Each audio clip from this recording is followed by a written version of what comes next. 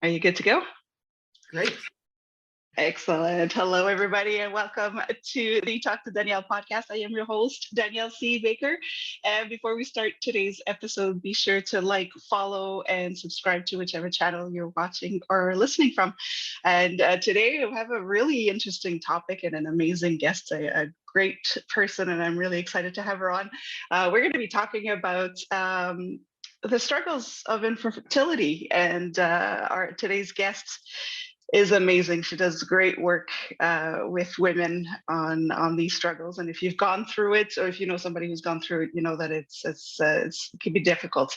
And our amazing guest today, Dr. Karen Stillman, has great programs, and I just love the way that she approaches it. So I thought it would be great to have her on. So thank you so much, Karen, for agreeing to come on today. My pleasure. Thank you, Danielle. Thanks. And before we get started, can you tell us a little bit about yourself and how you got to where you are today? Certainly. I started, I was in my residency training program and I was struggling to get pregnant. We'd been married for a year and a half and decided that we weren't going to wait to have babies because I knew I had only one fallopian tube.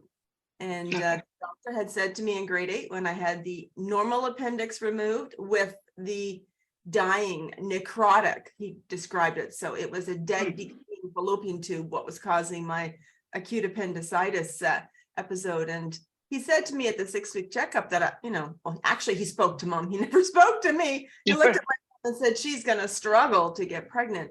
So that was in the back of my mind. So when I, met Mr. Wright and decided we were going to, do the babies and got married and then started. There was a year and a half of just struggle after struggle. Nothing was working. I am in, at this point, the obstetrics and gynecology residency program at the medical school. And so access to everything. And I'm having blood tests and scans and doing this and doing that investigation. After this year and a half, I feel like a pincushion. So I'm just miserable. It got to the point where my husband and I started fighting all the time. And it's like, oh my gosh, we've been married only a year and a half, together a year before that. Like, what's going on? And so I was feeling quite hopeless, really, really hopeless. Because I previously had excelled at, school and every, academic and other actions, adventures, things that I had focused on, athletics outside, extracurricular. And it's just like, I'm a failure. I really felt like a failure. And this is one thing that women are supposed to do and be able to do. And why can't I? Why not me? So I was feeling quite devastated, especially with the marriage really went quite rocky. And so I go home to visit my mom and dad because my mom is my rock. And we, have some conversations, and mom, one of them just really looked at me and said, Karen, do you not remember what you said to me in the car ride home after that 6-week appointment with the doctor who took out your appendix and that tube? No, I had no idea. So my mom, she's quite funny, is now deceased, but she said to me in her best imitation of at the time, a 13-year-old Karen, no one, not even him, is going to tell me I can't have my 2 babies, a boy first and a girl second, just like you, mommy. And I just broke down into tears. And it's like, you're right. I forgot. It just all came flooding back. That rush of desire as a little girl. I'm going to have 2 babies. I'm going to have a boy first and a girl second, just like my mom. And that was great. That was it. I didn't need any more. I mean, we had lots of fun for the rest of the week and visited family and friends and things. But when I went back to my husband and to work, I said to him, we are going to stop all the science stuff and all the medical management of baby making. And we're just going to have fun. I spent more time going to the gym. I did a little bit more tweaking with my diet. I made sure I had more downtime, went to bed early. And we were having more fun because we were going out and seeing and spending time with friends, not rushing to get other things done because, well, when we're pregnant, it's going to be busier and all the other stuff to do. It's like, nah, whatever. And I was in timing cycles, having sex whenever we wanted to, not, honey, it's time to come home. I'm ovulating in an hour, or I just ovulated. We've got an hour window. There was none of the temperature charts, all this chaos. And when I got back from that trip visiting mom and dad, I was pregnant within 3 months. Wow. It was just that shift, that whole shift of mindset. And the second time, that was for the first one. For baby number 2, Jacob was 2 years old. And we decided, shouldn't we do number 2? Yes. Okay. So I stopped the pill. I was at work, kind of organizing and planning, and nice to have cycle controls or skip cycles. And so stopped the pill within 6 weeks. I missed that next period thinking, okay, well, that can happen. I know all the stuff with what goes on with that, but nope, sure enough, did the pregnancy test, positive. So baby number 2 was even quicker. Wow. It was just, yeah. And that's kind of the feeling. Yeah. I like that you mentioned that, because there's so many emotions, and I've learned that from loved ones and friends that have gone through it as well. Is you do really feel like you're a lab rat almost when you're being probed and timed, and this is so stressful. And yeah, my book should be out sometime in April, maybe the end of April, Pincushion to Pregnant, which about my story and talks about in more detail some of the things we're probably going to discuss today. So I'm really looking forward to that, because that's been a labor of love. Yeah, and it's a book that needs to be out there, because it's really how it feels, and a lot of women don't talk about it, because you mentioned that too. You're kind of embarrassed. What's wrong with me? This is what I'm a woman. This is what I'm supposed to be doing from the core. That's what we're here for. Yes. And then it doesn't help with the family going, well, when are you going to have babies? Not knowing necessarily what you're going through, right? I didn't have that, but I heard that from the mother-in-law, and more so with my husband's sister, who was married 3 years before us, who yet to have babies.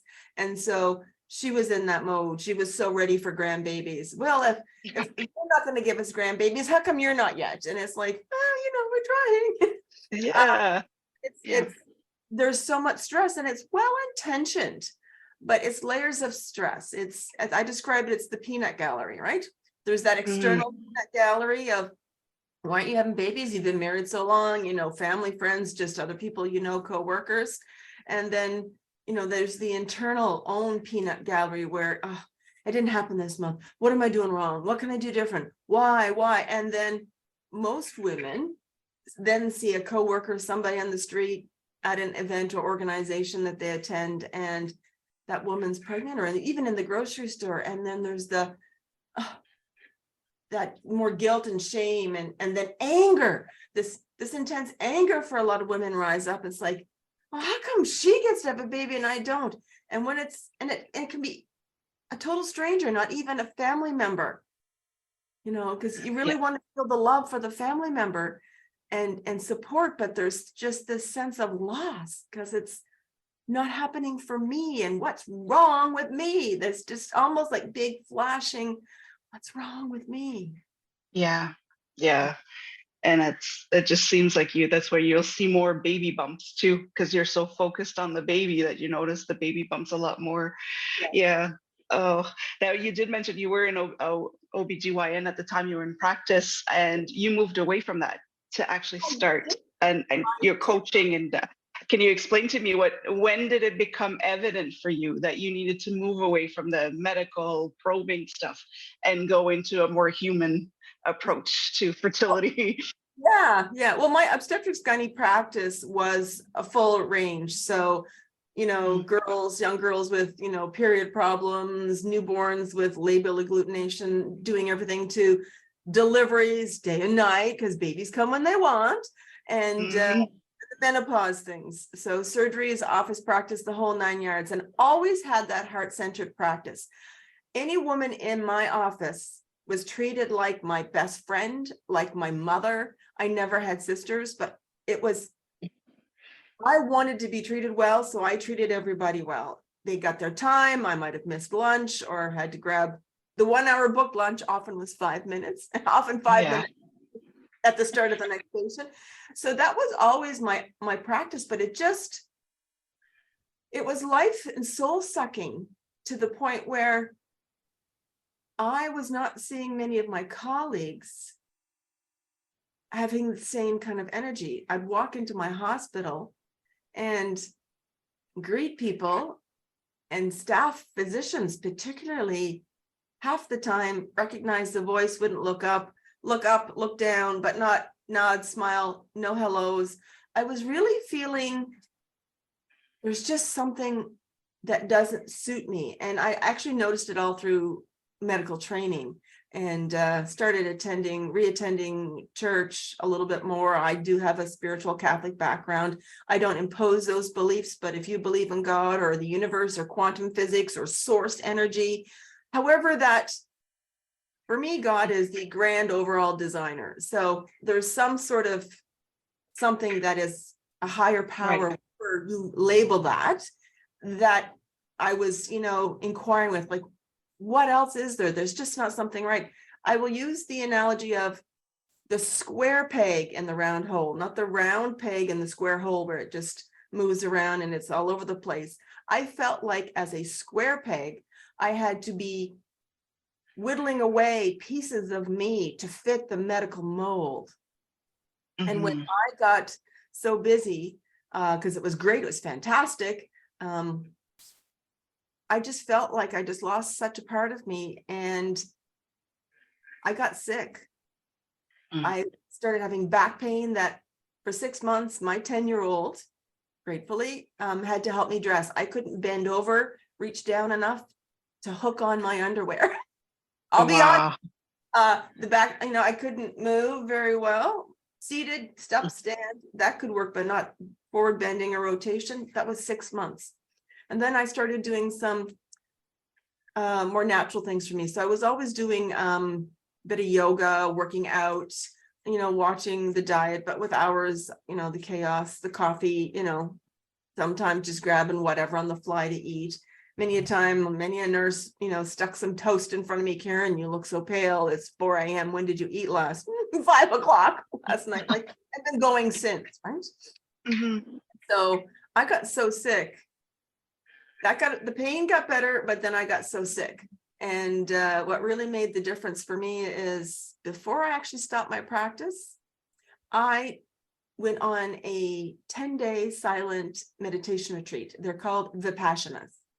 It's based on the Buddhist style of meditating, fully instructed, but it is 10 days of silence. And I signed up with this because one of my nurse friends had recommended it. And she was one of the most amazing delivery nurses, never any children herself, but when that woman just could make anything happen in the delivery suite. And when she recommended this, I kind of didn't ignore it for about 1.5 years, but I was just getting so sick. She goes, Karen, one night when I was on call, I finished delivery, before you go home at kind of 4 a.m., we're booking this, fill in the questionnaire. She fed me.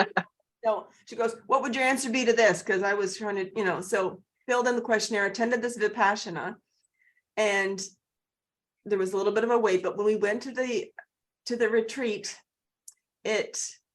on day 6, I noticed midday, I had no pain, 0 pain. Wow. I could move like I've never moved in years. It was fantastic. And everything was just feeling lighter and lovelier. And on the drive back, it was about 4 hours drive away from where I was working in Ottawa. And on the drive back, my stomach started feeling weird. We had to pull over 1.5 hours from home. I was sick as a dog. The next morning, I was stiff. The morning after that, back pain was back to about 50% of what it was before I was on the retreat, the silent meditation retreat. And in that moment, I realized the impact that stress was having on my life.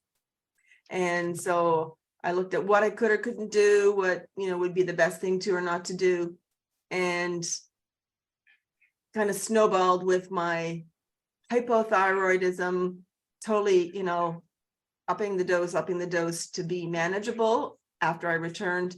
That I just decided, this is crazy. I'm also not sleeping. It was out of control. So Yeah. I took a step back, and 6 weeks after I stopped practice, I got sicker because I was allowing my body to actually rest. And so even though my family doctor, who worked at the hospital that I was working, strongly encouraged, Karen, you just need to get back to work. You just need to jump back up on the horse. Like, you've had a bit of a break, it's been 5 months, because I was in for an appointment thinking she said she was going to fill in some long-term disability, because I was exhausted.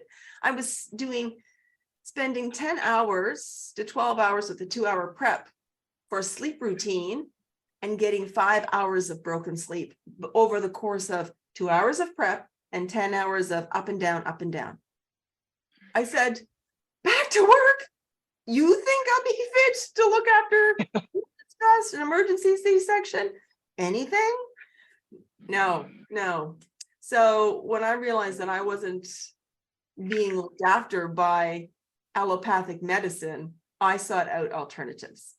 I also switched family doctors so I could get some of the other referrals that I wanted and not always be told, when you going back to work, because when I had my next appointment with her, I felt the stress, that morning waking up, it's like, I have to go see her. My body was humming in a negative way. It was vibrating at a lower level, but I could almost start to feel my heart go, Karen, you can remember what that feels like. Like, it's still. Yeah. And so it was to the point where my cell phone, which I had used as my paging system, because there were no dead zones in comparison to my pager, because it was on home call. I can tell you, I still to this date, that last day of work was August 2014, and it took me 6 years to recover where I could actually get 6.5 hours straight sleep. Yeah. And that's crazy. It is. And it's common the more I talk to people, because I've gone through the same, where a job where I would catch myself kind of say, okay, I need to turn into a robot now. And that just wears away at you. And it does take long to recover. And I like that you mentioned the fact that it gets worse when you do start resting and taking care of yourself, because it's like your body's shedding this. It's like there's buildup of like, something should be happening right now. Why is nothing happening right now? And then you just get more anxious about it. Mm-hmm. Well, I think it also reminds you that, wow, like, you finally took time. Now see how much you need to work. Exactly. Or not work, right? Like, work on the action steps, not laboriously, but just That's the right. awareness of the intensity to the level at which this is detrimental to your body. And, so like, to this day, it's not so bad now, but still, in 2-3 years ago, I don't put my phone is always on vibrate or off.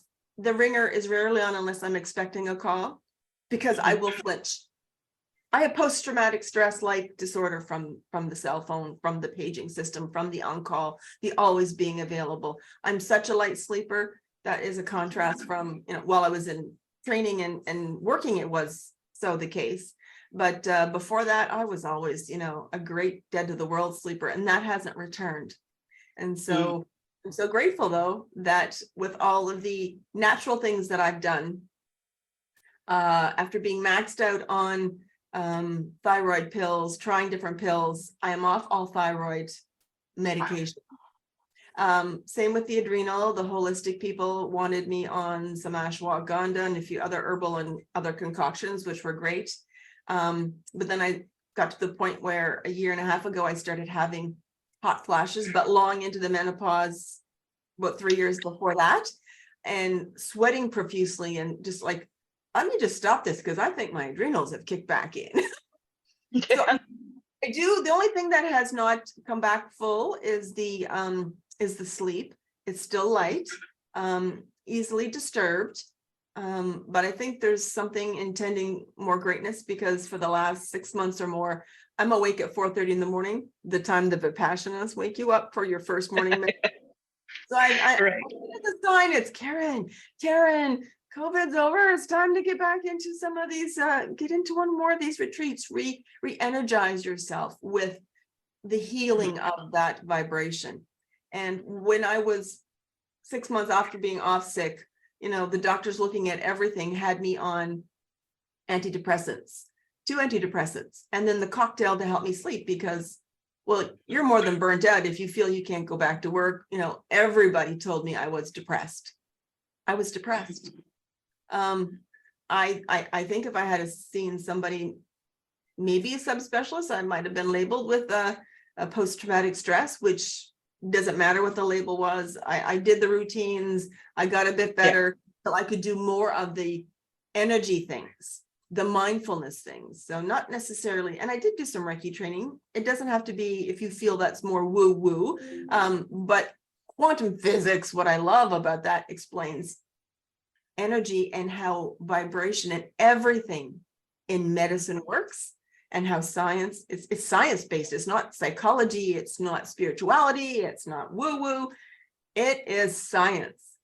And just because you can't see the vibration of your body, which is 3/4 water, but why am I not like melting into the floor? Because you don't understand it and you can't see it, doesn't mean it's not there. Like, I love my kids, but you can't see the love. You see the result of the love when I give them a hug, but I can feel the vibration. It's like wind. You can't see wind unless you see the trees moving. But if you don't have trees and sand and leaves or snow or anything, and it's windy, you wouldn't know it's windy. That's right. That's right. Yeah. You mentioned negative, like how you fall into that negative vibration. How would you say that those negative emotions, how from your experience, how do they affect women and when they're trying to conceive? If they're struggling, we don't realize the impact of that, and we do not have yet tests and things to determine that. But what we do know from other body parts and other organ systems is, and we are designed to be aware of danger. So we're kind of primed to be fire, no food is, I'm going to be attacked, right? Like that basic lizard brain, that monkey mind stuff that distracts you is our preset program. And then most of our thoughts are actually repetitive and negative. So when you get one, and if you get it early, then you have so many years to keep replaying that tape player of that negative emotion and program. So that if you've heard things when you were younger about someone who has struggled to have babies, as it's you yourself, if you've tried for a few months and it's, 6 months of that, if you keep repeating to yourself, what's wrong with me? What's wrong with me? There must be something wrong with me. Well, that becomes like that's your mantra, that's your mantle. And when we have this negative stress, that activates that adrenal gland. We're kind of into this freeze, fight, or flight. That mode of our nervous system is even ramped up more, which to the point it was blunted in me and shut me down completely. It will first shut down the non-vital organs. So your vital organs. So if a saber-toothed tiger or something else strenuous, someone's got a gun pointed to you, your blood and all your nervous system is primed for running away, hiding if that is immediately important. So, but your heart, lungs, and your muscles, go, go, go, go, go. You're not going to drop, squat, and have a pee or a poo. And you're not going to procreate. You're just not going to, go into the corner and fornicate, right? So those non-vital organs get turned off.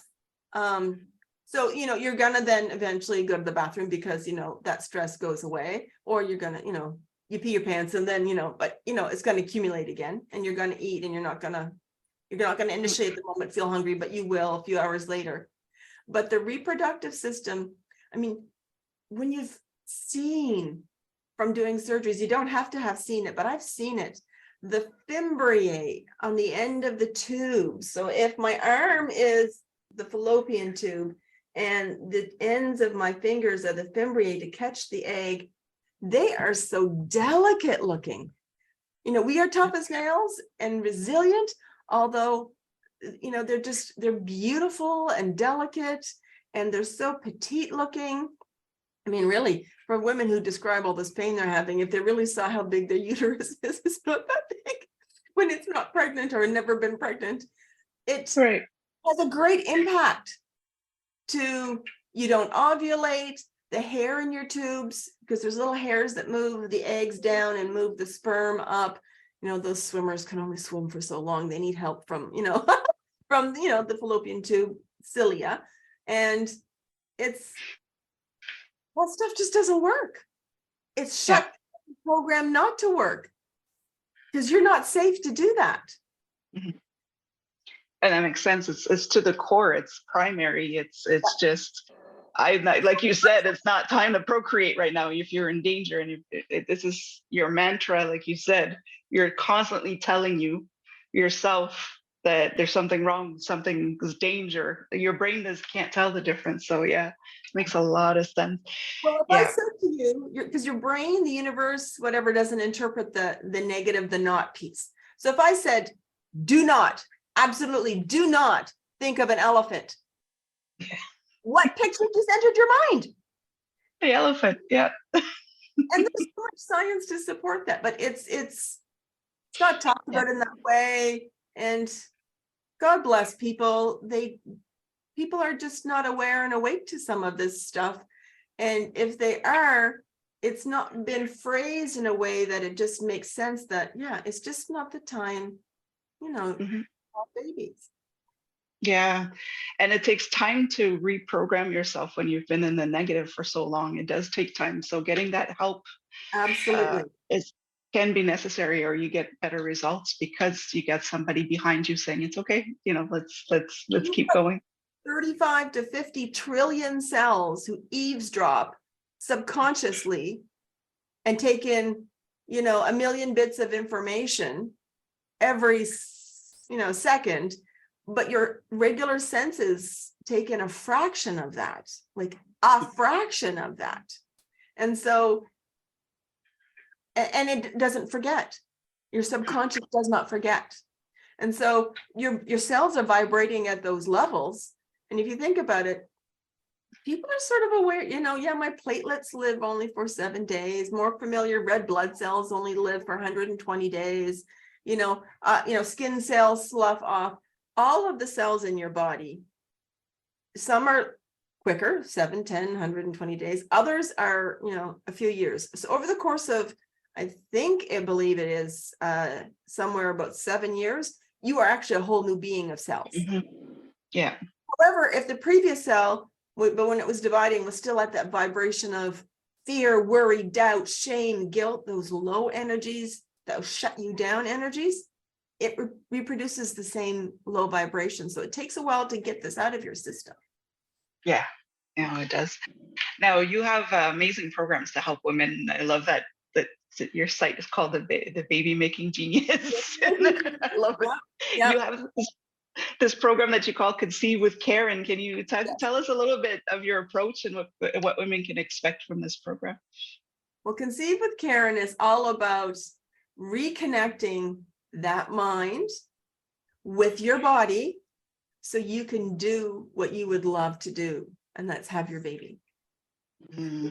I really, my mission is that any woman and every woman who desires to have a baby, I don't care your race, your background, whatever condition you think you've got, you've been told, every woman who desires to have a baby does.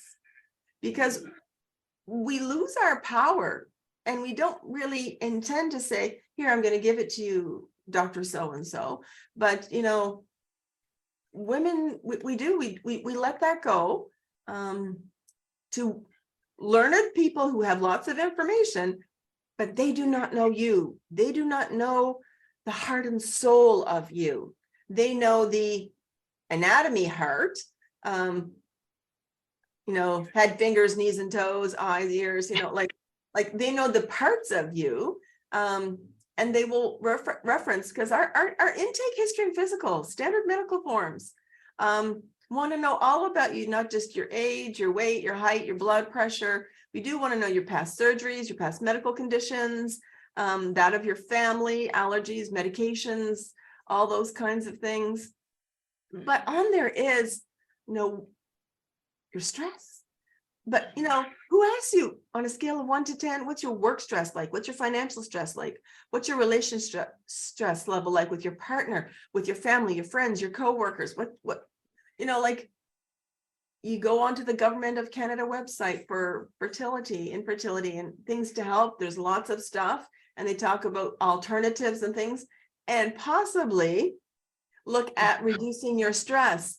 And sometimes you can consider, yoga, exercise, and a few mindfulness training techniques. That's at the bottom. Hello. Yeah. So I help people become more aware of, you have that power, and we're going to awaken it. We're going to bring that to the forefront in this program. And I take my ladies by the hand, and I find out, usually know what their number one goal is, something about having a baby, but I also want to know what your number one challenge is. I want to know what the next few challenges are, because I need to know what you're thinking. I want to know what your relationship is like with your partner, not just how many times you're having sex and when is it timed with your cycle. Like, it's amazing, because women don't share. Women think we're alone in these problems, because when women came to my medical practice with, oh, you're here with the period problem. Well, that doesn't sound that bad. When we got the details, I'm thinking in my head, and I would ask, is there anything else going on? I would do my review of systems. Well, okay, so depending on how the conversation has gone today, I might just say, spit it out. Or I would say, okay, so do you have any problems with, peeing with intercourse, and discomfort with intercourse? Like I would have a list of 10 things specifically to the girly stuff. And then some women would just break down. Yes. Yeah. I just feel this lump and it hurts. And I don't know how to tell them that. And it wasn't the periods that she came in for, because I said, well, we can start doing some of these. Really? The periods were just an excuse. So my GP would send me a referral to you. Yeah. So women are not talking about it. Some are, but the majority are not. And because they're not sure, they don't know. When you get into the complaining mode, it's great to vent. However, venting alone is only repeating the problem. So you're still stuck in the problem. So when your mindset is still working with the problem and micromanaging your problem and knowing all about your own LH levels and this follicle size and this blood work and this timing and this new drug and this is what's coming up. When you are so focused on the problem, I mean, really, if I asked you, when I asked these ladies, do you want to have amazing, super high LH surges, or do you want to have a baby? Oh yeah, like I would just rather have a baby. Well, visualize a baby, because when you're thinking about the LH surges and the right follicle sizes and the timing of your injections or the taking of this and doing of the whatever, micromanaging at that one spot, and you're not really, and then you're vibrating again at that problem level. If you can't even get into, well, it's working me through to the solution. Well, let's just think about, what would you love? I have an easiest question for you. The power question that I ask my clients is, what would you love? I'd love to have a baby. What does that look like? Well, then they don't want to visualize it, because what's important is seeing it every day. Because if 75 to 85% of your thoughts are negative and 85 to 90% are recurring, you're thinking all the bad stuff, and we need to fill up the good stuff. It's like if you had mud in a cup, it's hard to do in the Zoom, but if you had a little bit of mud in the cup and you want to get rid of the mud, you can spend time scraping it and doing whatever. But if you pour in with a jug water, you get a big chunk of it out and only little particles left are floating around, right? So we just want to work with that water, that goodness, that, light and love from the universe. Besides being well hydrated, most women are not. Like there are some of, I also, part of my program is the body basics. Yes. Do you drink enough water? Because your organ, we're 3/4 water. So we think we have to have, how much water. And it's all different. There is the uniqueness to people with that. But, your brain is 90% water. So if you're dehydrated, you're not even thinking straight. For one, Yeah. all that's going on. So we want to have the whole reproductive system working well. We want your breathing to work well. Breath, for me, breath is the number one. Breath is absolutely number one, because without your breath, you have no life. That's true. And the quality of your breathing will determine and dictate the quality of your life. The quality of your life, if you take good breaths and regular consistently, yes, we hold our breath, and there's techniques of, I would call it retain your breath, because you don't want to hold on to it like a tense grip. There's energy with that holding on that's negative and derogatory from your vibration. But if you retain breath and then let it go, like you don't worry about taking the next breath. So why do you worry about, your next period can come and go and you didn't get pregnant? Like let it go, like you let go of your breath. So I go through a bunch of breathing techniques to find which one will suit with women. We work with a few other body basics with the water and diet, as well as movement and non-movement. Getting some of these ladies just to lie on the floor on their belly so they can feel grounded. Now, even better if you can do it on the earth, outside on the grass, on the beach, to really make a difference. And, in our climate in Canada, our climate have the cold, you're not going to lie on the ground in January, February, March, probably November, December, especially naked or half naked or barefoot. However, hug a tree, even with your clothes on, hug a tree, but have that cheek exposed and, really love that tree to get that grounding down, because then you'll notice how the rise and fall of the chest actually happens, or in the belly. Can you maneuver your body so that with the breasts lying there, the belly, the pubic bone, how much can make in contact, and just let go. Let go. Because if you don't let go, you can't receive. It's a law of circulation.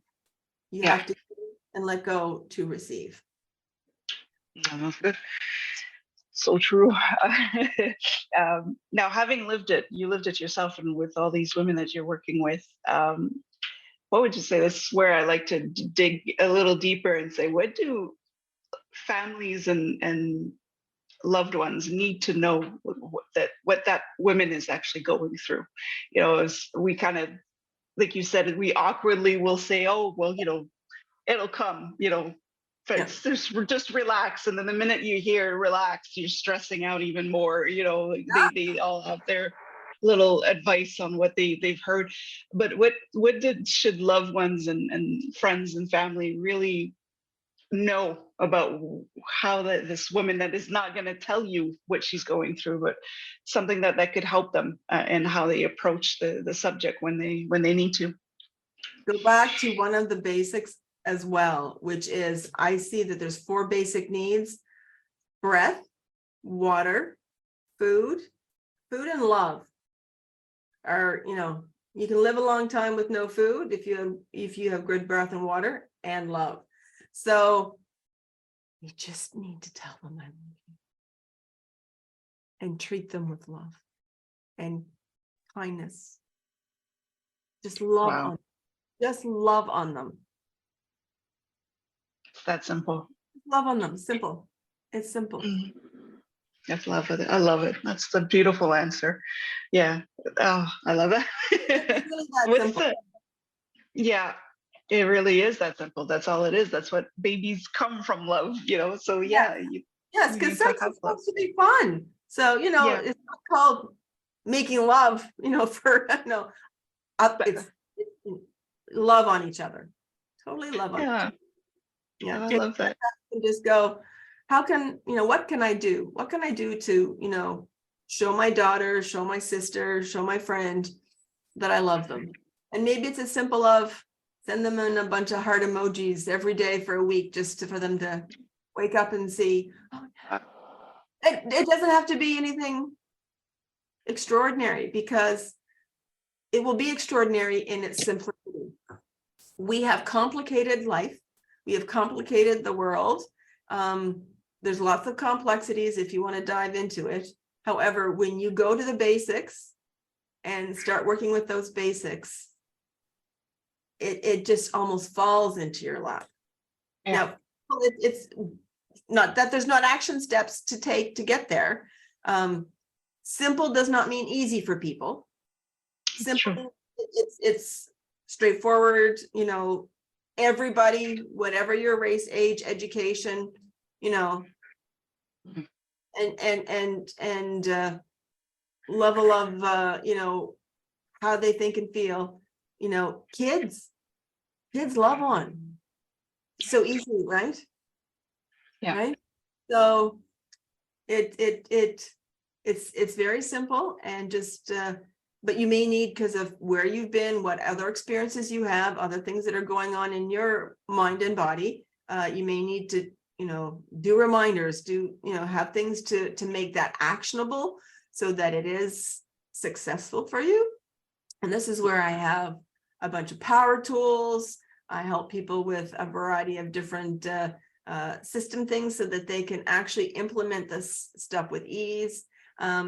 And I would describe it as, because some women will come in and say, and I've seen them, on Facebook and what have you, oh, well, this is the herb of the year, like, to get me pregnant. This is the drink. Like, right. If I did kombucha for so long, like, and it's like, but if you could be doing everything of all that stuff and still not get pregnant, because you're loving on your body, but are you loving with your mind? Exactly. So if you're angry with your partner about something, if you really resent your work, if you are worried about your finances all the time, if you live next door to that mother-in-law and she's mother-in-law from hell, whatever is going on,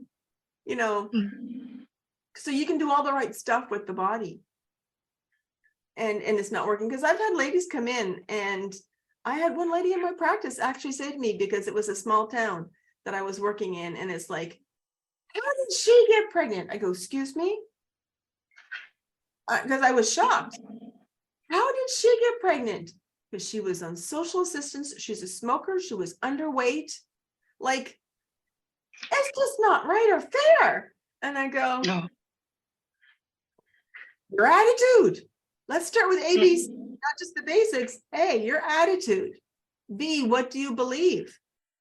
C, how do you see your challenges?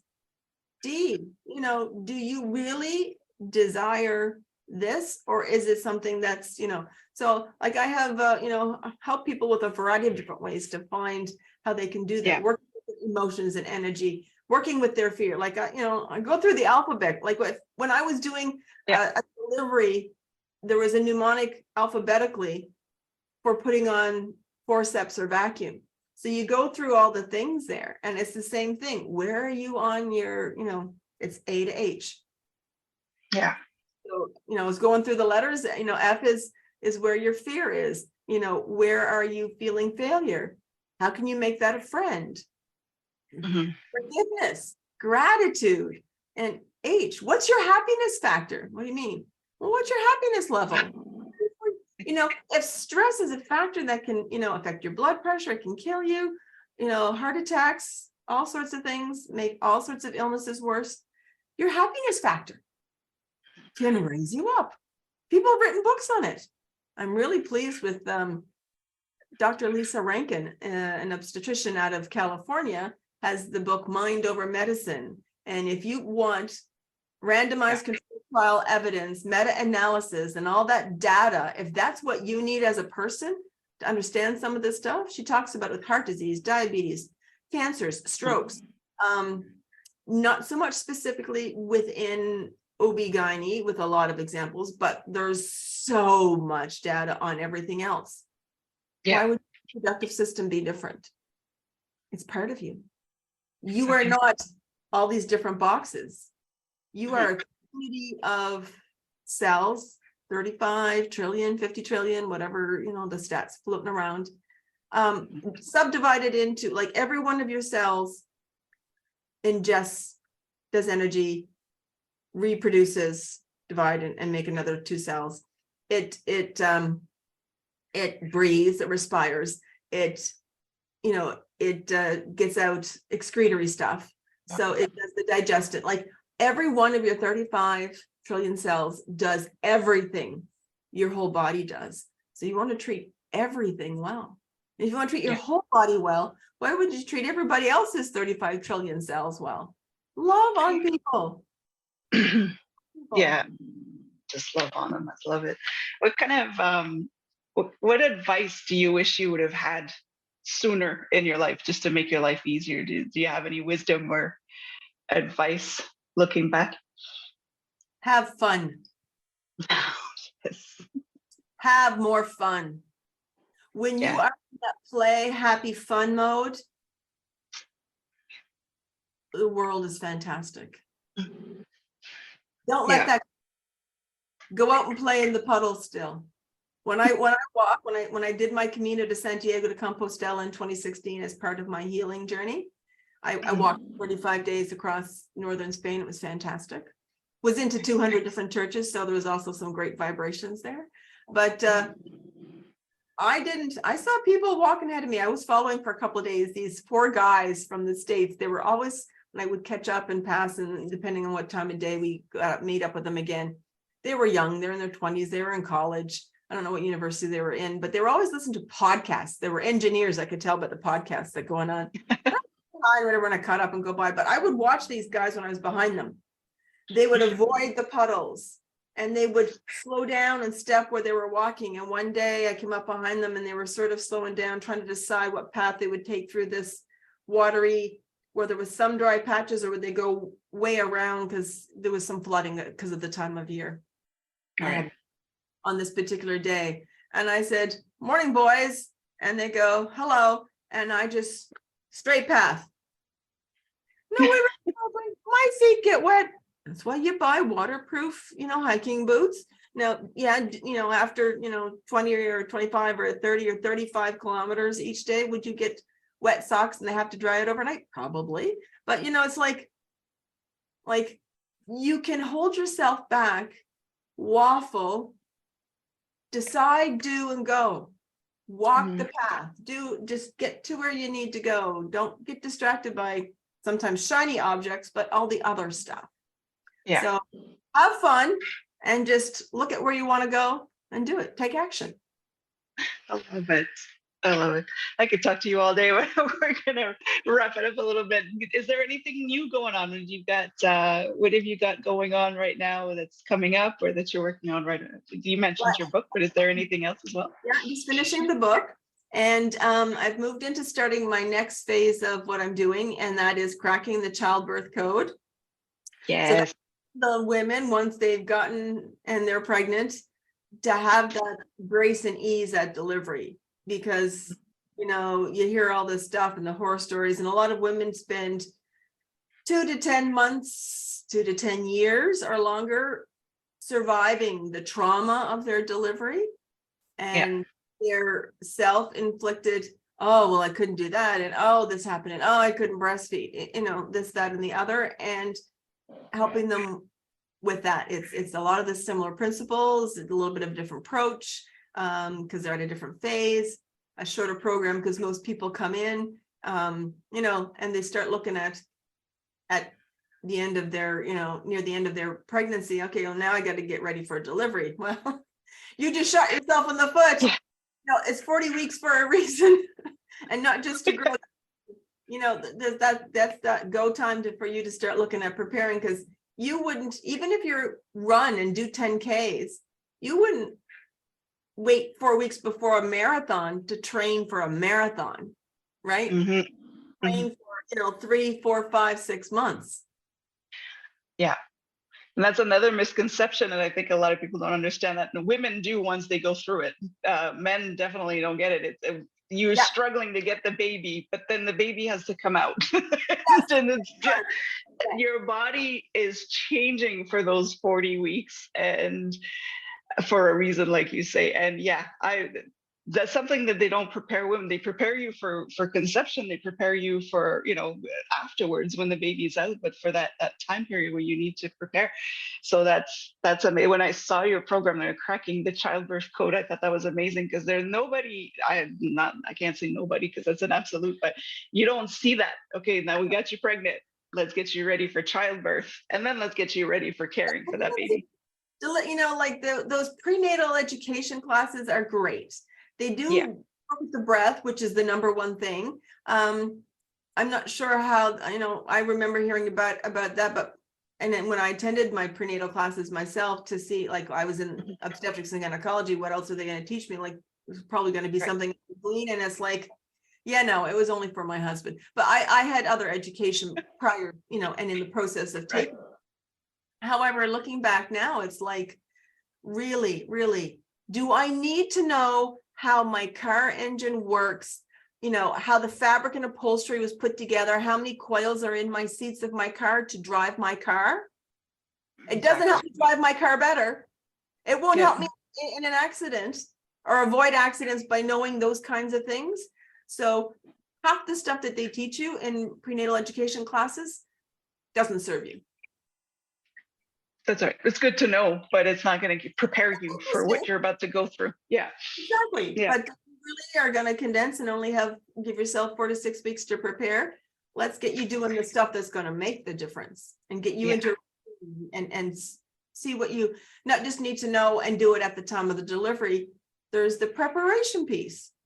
Like runners don't run a 10K, then all of a sudden decide and then do the half marathon or full marathon. They run multiple times a week, right? Like you have to do stuff daily to prepare. So that, I've just started with that, with some live classes. That's going to move to being online, and then an online program with that as well, which can be a DIY if that's going to serve you better, or the group classes with other energy work. And the big piece that I do is that whatever you're thinking, other techniques and tools to help you minimize the number of those negative thoughts and ramp up the tools to help you have more of that positive energy, that positive vibe, feel like, loving on yourself. Like, are you in love with yourself? Like if you're not in love and love yourself, this doesn't work as well. So helping you get there with that. That's amazing. Oh, I'm looking forward to it. Yeah, that's going to be great. I ask this question at the end of every episode for people, just because it's a question that I just love asking. And that's what do you want to be when you grow up? What do I want to be when I grow up? Yes. I want to be gosh, there's so many things, but the one that just really jumps to my mind is I want to sit and have tea parties with all my stuffies. I want to be the little princess that has tea parties with her stuffies every week. Because I love that kid stuff and fun stuff like that. I also love playing cards and doing all sorts of things and going hikes and whatever, but there's nothing better than imagination, man. And having conversations with my different stuffies. And I still have 3 or 4. Mostly the ones that kids have that are a little bit ratty. One's got, lost its head. One had the hair dryer pressed to his chest because my son was a little bit in, one of those spirited boys, phases. That stuffy was my daughter's. So actually, I probably have 6 that I have hung on to, 2 of Jacob's, 4 of my daughters. And I would just love to grow up so that I could have a weekly tea party. I love it. Dress up with the hats and stuff, because they do love hats too. Put on little hats, dress them all up, and just have these conversations. I might be hot cocoa, because they do like hot cocoa too. That's even better. Yeah. Why not? I love it, because it's a question we ask children all the time, and of course they kind of, it tapers through, but we're constantly growing, and I love when people play along and they do actually answer, and most of the time it reverts to going back to being a child, which is I absolutely love. So that's wonderful. Yes, hot cocoa parties with our stuffies. That's the way to do it. Yes. Now, how can people follow you, reach you if they want to work with you, if they want to know more about your programs? What's the best way to get in touch with you? I have not, even though grown up with some of this technology, the mastery of the technology is not my forte. So I do have a website that has an email link if you wanted to send me something. I have a Facebook page, which I'm not sure how we put that in there, or if you put it on some sort of bottom of the promo or link or what have you, but I am on Facebook. I've got a personal page, I've got a business page, my group pages, I've got some that people can join because they do have challenges for the reproductive reset. I will be doing stuff coming up as well with, the 5 steps to cracking the childbirth code. So if they want to just get a feel of what things are like, if there's not an upcoming workshop or the web masterclass is not on, so you get a feel for those. I'm usually running those once a month. To people some information, and then from there there's the QR codes then to book with me, get 15 minutes and let's see if there's something that's really warrants more follow-up and that we can dive deep in a full hour. But I don't offer the 1 hour from the start, because sometimes in that first conversation, people realize that, you're right, like my relationship with my husband really sucks, because I've had clients and patients who were not with the right partner and were having fertility challenges. When they found the right partner and made that, they didn't have any challenges having babies. None. Surprised them. So you can find out a lot of information in 15 minutes, and everybody gets a free 15-minute phone call. That's awesome. And I'll put out I'll put that information in the description and in the comments of wherever this will be streaming, so they'll be able to contact you. Yeah, and I have a page, so they can also find me on LinkedIn, Karen Stillman. You'll see the banner. There's talking about your limiting thoughts and can be holding you back from having your babies. That's right. Yes. Thank you so much, Karen, for joining me. I always enjoy talking with you. I love your energy, and I'm hoping this will reach out to people who need to hear that message that, it's totally normal what they're going through. So thank you so much. Oh, it's a pleasure, Danielle. I always love speaking with you as well. Thank you. It's good. And for everybody watching, don't forget again to like, follow, and subscribe to the channel that you're listening or watching from. And don't forget to follow Dr. Karen Stillman as well. Make sure you look at the description so you'll know exactly where to find her. And until then, stay safe, stay awesome, and we'll talk soon.